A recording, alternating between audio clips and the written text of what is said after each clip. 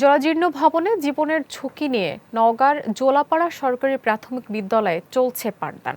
ফুটো হওয়া টিনের চাল ও ফাটল ধরা দেওয়ালে যে কোনো সময় দুর্ঘটনার আশঙ্কা করা হচ্ছে। দ্রুত স্কুল ভবন সংস্কারের আশ্বাস দিয়েছেন জেলা শিক্ষা কর্মকর্তা। নওগাঁ প্রতিনিধি শাহরিয়ার শাওনের প্রতিবেদন, জানাচ্ছেন সুরাইয়া অনু। প্রথম দেখাই মনে হতে পারে এটি বহুদিনের পরিত্যক্ত কোনো স্থাপনা, কিন্তু বাস্তবতা ভিন্ন। এটি নওগাঁর বদলগাছি উপজেলার জোলাপাড়া সরকারি প্রাথমিক বিদ্যালয়ের চিত্র। জরাজীর্ণ ও ঝুঁকিপূর্ণ ভবনেই চলছে শতাধিক শিক্ষার্থীর পাঠদান। বিদ্যালয়ের আধাপাকা টিনের ভবনটি নির্মাণ হয় ১৯৬৪ সালে। এরপর কেটেছে ৬২ বছর। পাকা হওয়া দূরের কথা, টিনের ঘরটি এরপর আর মেরামত হয়নি।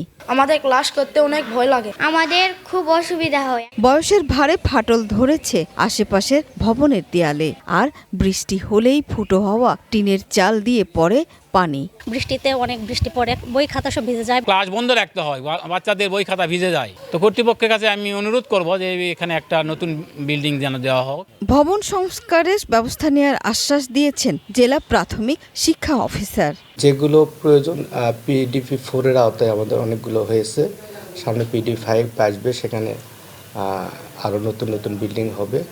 আর যেগুলো বেশি ঝুঁকিপূর্ণ সেগুলো হয়তো অচিরেই পিডি 5 এর আওতায় এগুলো নির্মাণ হবে।